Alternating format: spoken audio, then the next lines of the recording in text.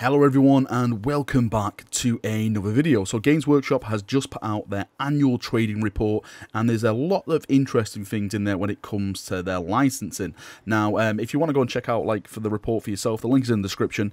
Profits are up, I think it was around 10%, but my main focus was on the licensing stuff, like the games. They mentioned AAA games, the animations, the movie projects, the film projects that they've been looking into doing these past things, and obviously the future of that and everything like that. So what I want to do today, I want to explore that, I want to talk about it and give my thoughts and feedback on it. So let's jump in and let's get talking. So one of the headings is licensing, and it says our goal is AAA video games. We have signed multiple licenses and we continue to negotiate many more.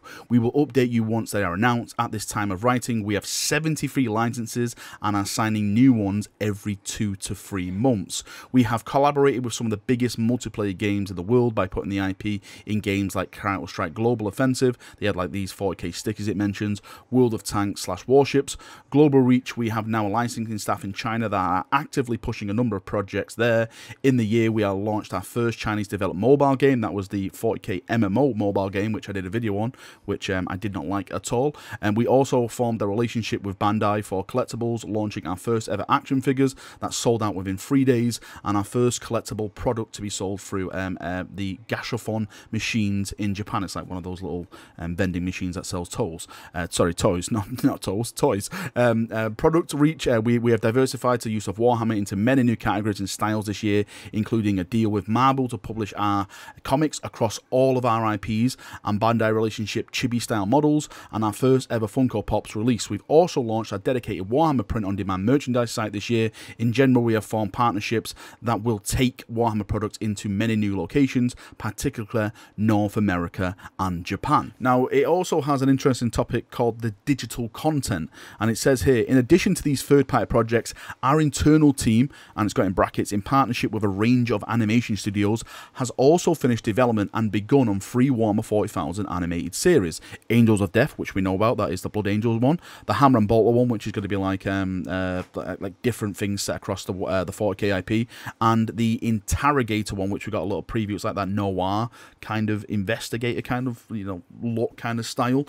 Now the thing that sticks out for me there is has also finished development and begun production. So some of these have done. Now I personally think Angels of Death is done. The soundtrack got released, what was it now? I think it was like last month it got released, and when you come to look at media stuff and soundtracks and everything like that, you normally find like the music is last to go in because the composer sits down and he makes the songs to what he's seen in front of him. So that's why I think Angels of Death is done, and hopefully, fingers crossed, we should be getting an announcement about that anytime soon now. And they also talk about exploring distribution options. It actually says here, like, it's just one line, it says, for all of these new, we're still exploring distribution options. It might be well that they launch on the warhammer-community.com. So it seems for now that they're going to be hosting this animation content themselves. Again, we've been talking about, are they going to put it on a certain platform? We're going to have to pay for it. Maybe there is a pay option still attached to this warhammer-community.com. I know like they've got pay options for our apps and stuff.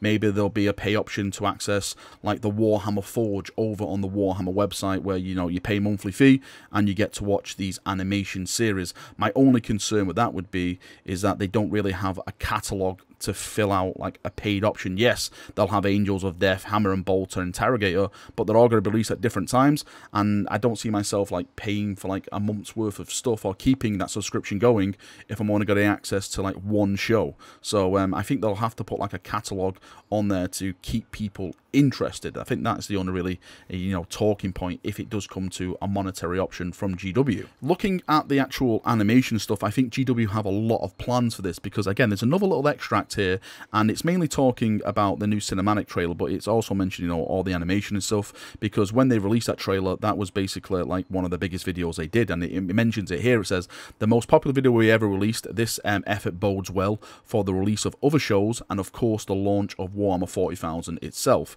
These projects are just the beginning of what will be an exciting future for fans of Warhammer everywhere and those looking to discover our worlds for the first time. So I think what they're getting at here is that since the animation did really, really well, I thought it was a great animation. I know some people disagreed with it, but it did get out there. I think it got on trending, if I'm not mistaken. I think it was like in the top 10 of the UK trending at one point, which is massive when you come to look at YouTube and, you know, getting on trending and, you know, exploring and people finding out what Warhammer is for the first time. So I personally think that they will probably focus more now on the animation side of things and that kind of media content to get it out there, to get more people actually in to the hobby itself, or just, you know, getting people to find out what this IP is all about. And it actually does mention their intentions on future content. This heading is called Media and Entertainment. It says, we have made some progress as expected. It is a little slower than I'd like. It says we've signed the co-development agreement with Big Light Productions. So they actually have signed an agreement now with the Big Light Productions company, and this is all about Eisenhorn. So for those of you who don't know, GW teased that they were in pre-production talks to bring Eisenhorn, the TV series, out, and this now it says that we have signed the co-development agreement, so it's definitely got to be moving forward. They actually go on and say we are in discussions with other companies regarding other media projects, both live action and animation, all over the world. All over the world stands out for me. I'm thinking when I look at that, like someone mentioned in my Discord, if it's all over the world, then maybe they're looking at like different genres of animation. Like, for example, in Asia, Japan and stuff, it's more like an anime kind of animation that people are attracted to. So maybe, you know, to go into that market, they'll look into that kind of animation market and, you know, doing something like that, where like some of the Western animation, it's not real. Well, it all depends what you like, really, but you know what I mean. There's different types of animation and media that attract to certain parts of the world, so maybe that's what they're actually looking into. And just going back to video games for a brief second, again, I'm just going to mention this because there's one point that really stands out to me here. It says, our licensing team will focus on signing some new AAA deals for Warhammer on digital platforms, and it says we are open for business. Now, when you talk about Warhammer and you talk about video games, I think we can all agree that there is some stars out there when it comes to video games. The Dawn of War series is amazing. I would argue that Dawn of War 3 doesn't exist, but that's just me. If you look at the Space Marine game, absolutely fantastic. I would say Deathwing is a great game. Battlefleet Gothic is a great game.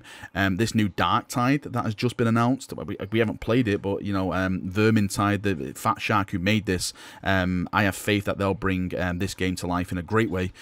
So it seems that GW want to go down that track of making these big epic games rather than just going to like these small kind of indie companies, really, that, you know, it's more like mobile games and like the, you know, the quick fast games, you know, like that, you know, like that kind of process. So my fingers crossed, maybe they'll go to, you know, some of the big studios like maybe like Bethesda, or CD Projekt Red, you know, an RPG set in 40k. How awesome would that be? You know, this is what I have faith for now, and this is what I'm really excited for when I start reading these statements. But only time, of course, will tell. All right, Chaperonios, I'm going to leave it there. Like, if you want the financial side of stuff, go and check it all out. It's all in, you know, the statement. Again, I've linked it in the description of the video.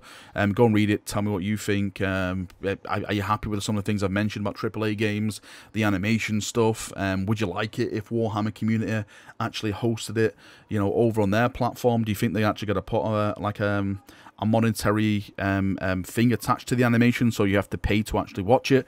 Put it all down below, and we'll have a nice little chat down there, as we always do. See you now. Have a great day, and bye-bye.